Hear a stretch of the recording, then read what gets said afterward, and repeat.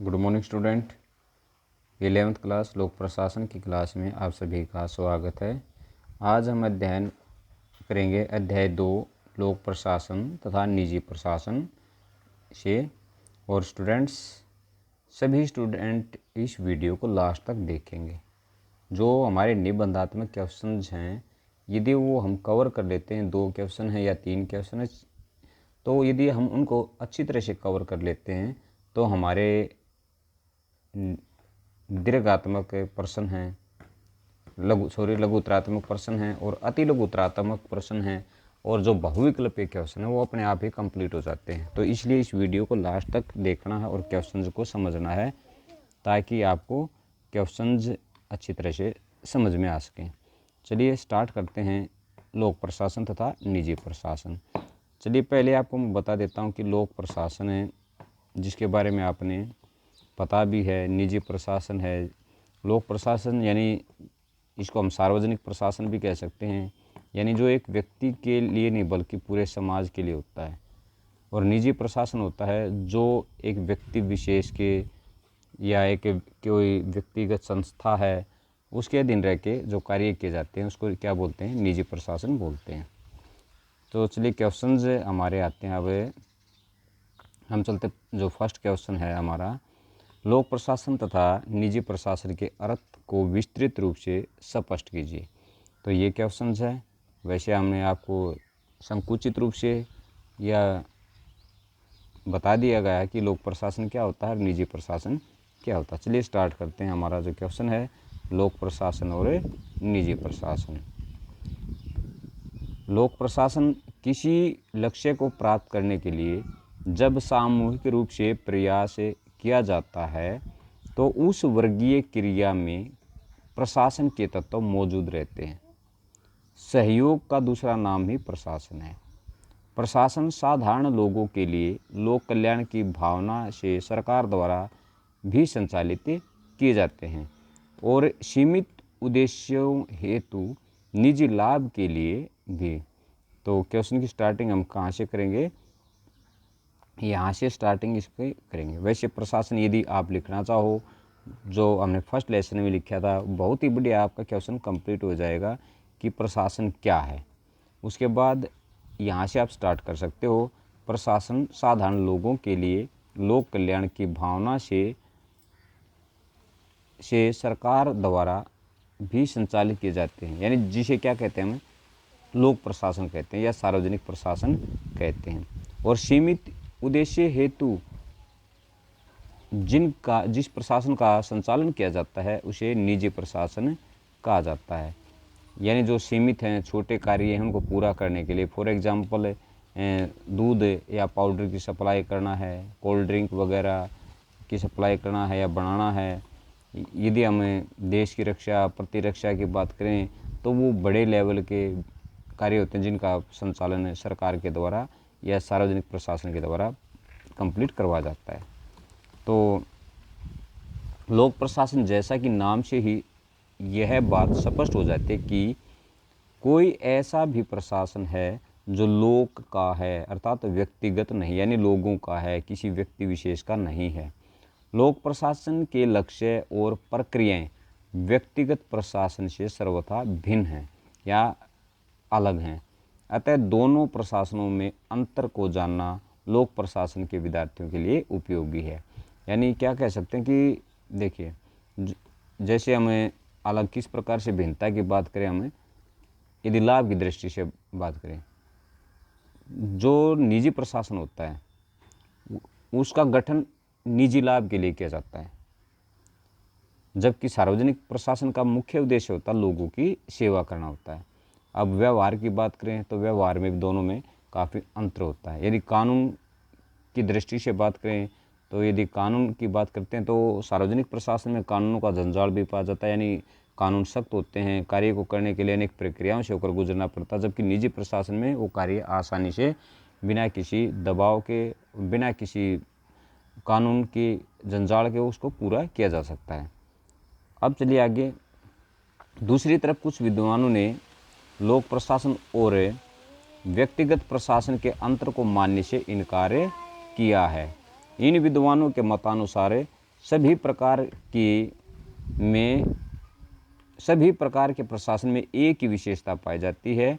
ऐसे विद्वानों में विशेष रूप से Henry Fayol, Mary P Follett तथा एल उर्विक के नाम उल्लेखनीय हैं।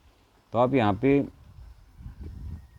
तक क्या बताया इसने कि वो क्या मानते हैं कि कुछ विद्वान ऐसा मानते हैं कि दोनों प्रशासन समान है, कुछ विद्वान ये मानते हैं कि दोनों में भिन्नता है। तो क्यों बताइए कि दोनों प्रशासन समान है? क्योंकि यदि देखिए हमें बात लेके चलते हैं, एक डॉक्टर की बात लेके चलते हैं। यदि हम सरकारी डॉक्टर की बात करें या हम प्राइवेट मेडिकल के डॉक्टर की बात करें, तो दोनों में किसकी ज़रूरत है? कुशलता की या कौशल की ज़रूरत है। यदि हम दोनों की प्रशासन की बात करें, दोनों में लेखा आकलन रखा जाता है, लेखा रिकॉर्ड रखा जाता है, दोनों का विशेष उद्देश्य होता है, दोनों में सहायक सामग्री की आवश्यकता होती है। जिस प्रकार है डॉक्टर के लिए दवाइयों की आवश्यकता होती है, वो चाहे प्राइवेट डॉक्टर हो या वो सरकारी डॉक्टर हो। एक अध्यापक की बात लेके चलें, दोनों अध्यापन कार्य पूरे करते हैं, चाहे वो सरकारी स्कूल के अंदर हो या वो प्राइवेट स्कूल के अंदर हो।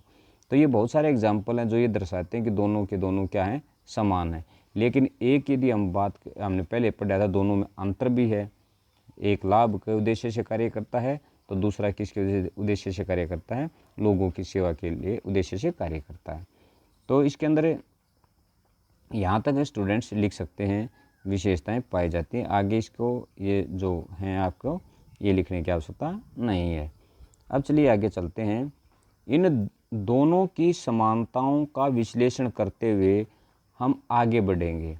जैसा कि ऊपर बताया गया कि लोक प्रशासन तथा निजी प्रशासन के कई लक्षण समान हैं, दोनों में प्रबंध संबंधी अनेक तकनीकें समान हैं। हिसाब किताब रखना, नस्तीकरण इत्यादि ऐसी क्रियाएं जो लोक तथा निजी दोनों प्रशासन में बिल्कुल एक जैसी हैं। इसी प्रकार निजी प्रशासन की कुछ व्यापारिक पद्धतियों ने लोक प्रशासन को प्रभावित किया। उदाहरण के लिए व्यापारिक संस्थाओं के अनुभव के आधार पर ही सरकारी नियमों को प्रचलित किया जाता है। यानी कहने का मतलब है कि बहुत सारे जो निजी प्रशासन है उन्होंने सार्वजनिक प्रशासन को या सरकारी प्रशासन को प्रभावित किया, जिसके अकॉर्डिंग वो भी निजी प्रशासन के अकॉर्डिंग ही सार्वजनिक प्रशासन या सरकारी प्रशासन कार्य करता है।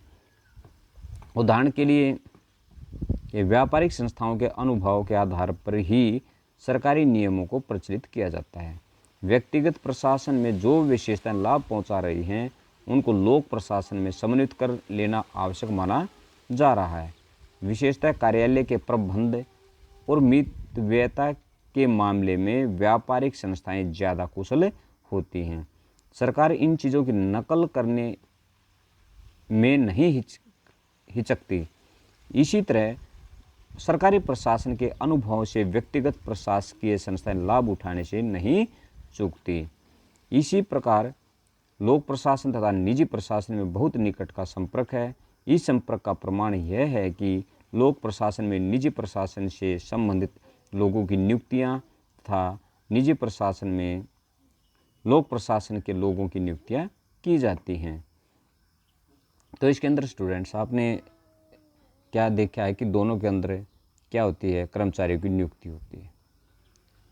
जो सरकारी जो संस्थाएं हैं या प्रशासन उनके सरकार की नियमावली के अनुसार नियुक्तियां की जाती हैं, जबकि जो निजी प्रशासन है उनके अंदर नियुक्तियां अपनी एक अलग से नियमावली निजी प्रशासन की होती है, जिसके अकॉर्डिंग नियुक्तियां की जाती हैं।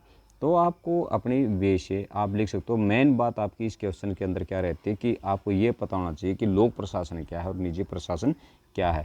बहुत सारे एग्जाम्पल्स हैं आपके सामने, तो आप उसके सामने वो रख सकते हो। फॉर एग्जांपल नियुक्तियों की बात यहाँ पर आई है, सहायक सामग्री की बात आई है, विषय वस्तु की बात आई है, या फिर अन्य जो कानून की बात आई है, तो वो सभी बातें इसके अंदर आप लिख सकते हो। ये एग्जाम्पल भी आप इस क्वेश्चन के अंदर दे सकते हो।